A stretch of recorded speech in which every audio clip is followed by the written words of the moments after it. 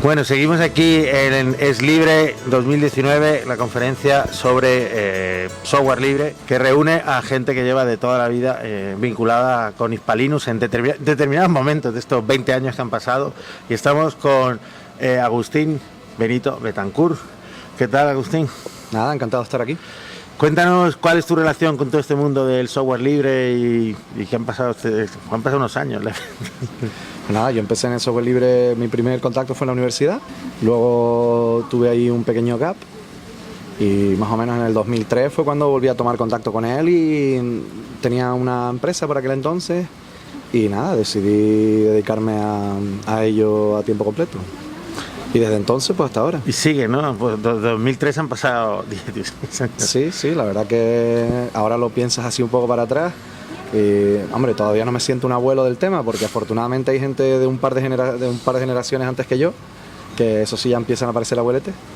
Pero, hombre, ya cada vez que voy a un sitio ya no soy el más joven, todo lo contrario, empiezo a ser de los más viejos. Entonces ya me empiezo a preocupar ya. Eso es una cuestión. Ha pasado mucho tiempo y lo hablábamos en las distintas charlas, ¿no? Sigue habiendo todavía confusión con lo libre, lo abierto, lo gratis. ¿Tú solo notas cómo...? Sí, claro que sí. Yo creo que viene fundamentalmente de que los modelos en mi opinión, los modelos de negocio basados en software libre pues no son fáciles de entender a primera vista, porque estamos acostumbrados a negocios basados en una interacción económica inmediata, en la que el software se vende como un producto y entonces tú básicamente lo compras, ¿no?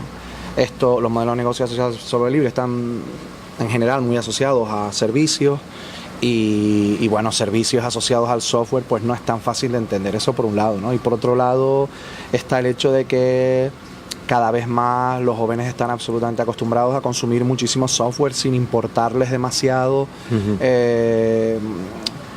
las restricciones o las obligaciones asociadas al software, ¿no? Entonces se bajan el software y consumen software privativo, software libre de la misma manera, ¿no? Y bueno, pues entre eso, que el lenguaje de Shakespeare no ayuda en determinados casos porque tiene muchas menos palabras de las que debiera y utiliza el término libre y el término gratis corresponde a la misma palabra, o cosas como el hecho de que no resolviéramos adecuadamente en su momento el concepto de free software y el de open source. Pensábamos que estaba cerrado, pero el tiempo dio la razón a aquellos que decían que no estaba cerrado. Es decir, nosotros mismos nos hemos disparado un poco en el pie con la terminología. Siempre pongo el ejemplo de este tipo de cosas con el término ágil, ¿no?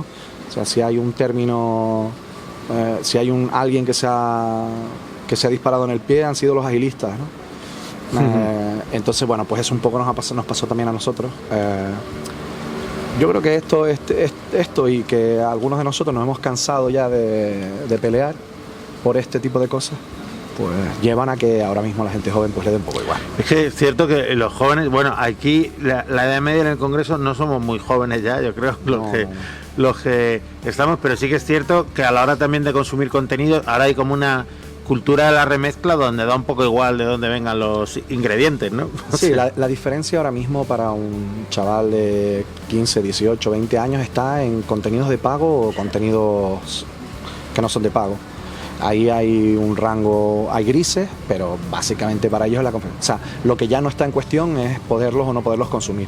Cuando nosotros éramos jóvenes, la diferencia no estaba solamente en si eran de pago o eran gratuitos, sino en si los podía consumir o no. Y bueno, pues ahora eso está resuelto. Entonces, pues yo creo que nosotros teníamos que hacer frente a problemas que ya no es que no sean importantes, porque sí lo son, pero que no tienen el impacto que tenían y entonces ahora se fijan en otro tipo de cosas, ¿no? Es cierto que ahora, por ejemplo, pensando, la distribución, en su momento yo me acuerdo con un modem ahí descargando paquetes que era y ahora es como hay mucho más rapidez, mucha más agilidad, ¿no? Justo agilidad, mucha más velocidad en todo el consumo, también un poco en el descarte de tecnología. Y quería preguntarte, a raíz del día, ¿qué cosas has como redescubierto, qué reflexiones te han surgido así de, oye, pues sí, ha pasado un tiempo y esto ha cambiado? ¿Cómo crees que ¿En qué, algo que te haya llamado la atención de las charlas o las conferencias? Hombre, yo creo que cuando yo empecé en esto, dedicaba los que estaban antes que yo, ¿no? Los que yo considero pues maestros o gente que me influyó. Y yo estábamos en aquella época, muy principio de los 2000, muy preocupados y ocupados de explicar qué era el software libre para que la gente lo consumiera, ¿no? Hoy en día está eso absolutamente superado. Yo creo que incluso la parte de contribución como tal está en general también superada, es decir, la gente es tan fácil contribuir de tantas maneras que yo creo... Y ahora estamos todos un poquito más interesados en la parte de, por un lado, la parte de negocio, no necesariamente asociado al dinero, sino negocio, generación de valor. Y por otro lado sigue estando el factor ético, ¿no? El factor ethos que hay detrás del movimiento. Y bueno, pues muchas de las personas que tenían que se adentraban en este movimiento por una cuestión ética o con un fuerte componente ético, pues te das cuenta aquí que han crecido y tal, y que ese componente ético pues sigue siendo bastante importante, ¿no? Entonces yo destacaría un poco eso.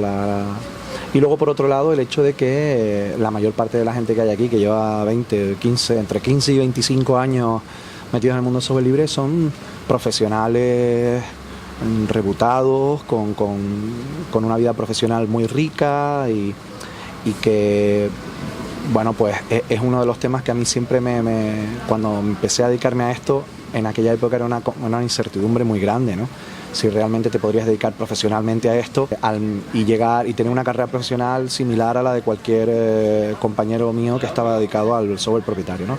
Y uno de los mensajes que yo creo que queda aquí, viendo el perfil de la gente que está aquí, que lleva mucho tiempo, es que sí se podía, ¿no? Sí se podía, que nos cuesta un poco más, o nos ha costado un poco más, pero que de alguna manera el mercado ha venido a nosotros, nosotros hemos tenido que adaptarnos relativamente poco, porque el mercado se ha venido al software libre de una u otra manera, y eso nos ha permitido a nosotros pues desarrollar, recuperar la distancia en muchos casos, ¿no? Y tener una carrera profesional bastante digna, ¿no? Yo creo que eso es un mensaje que nosotros como gente que llevamos mucho tiempo sí que podemos dar, ¿no? Llegar a los jóvenes y decirles, mira, que el factor ético, o sea, el factor tecnológico es importante, el compartir, aprender, sobre todo aprender mucho, ¿no?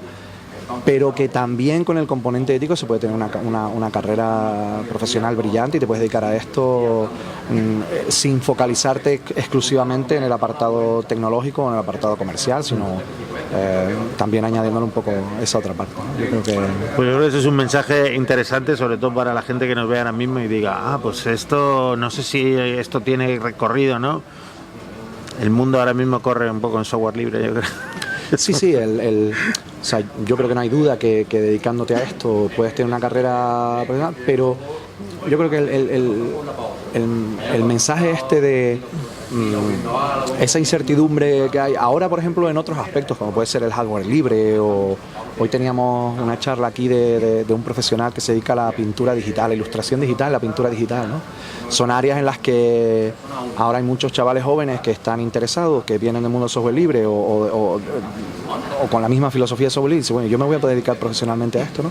Entonces, viéndonos a nosotros como ejemplo, pues sí, o sea, siendo rompedor, con una mentalidad diferente de compartir, de intercambiar experiencias, de ser muy abierto en la manera y muy humilde en la manera que tienes de afrontar lo que sabes y cómo lo gestionas a nivel profesional, se puede, y en el software libre yo creo que ya está resuelto, pero ahora hay otras áreas alrededor que pueden tomar el software libre como ejemplo y que se lance, ¿no? Yo con el tema, por ejemplo, de ilustradores, o yo que sé, músicos, gente que vive en unos mundos bastante cerrados en general, desde el punto de vista de mentalidad, mi conocimiento es mío y no lo comparto, pues que vean que se puede tener una carrera profesional brillante, o al menos lo suficiente digna, con otra mentalidad.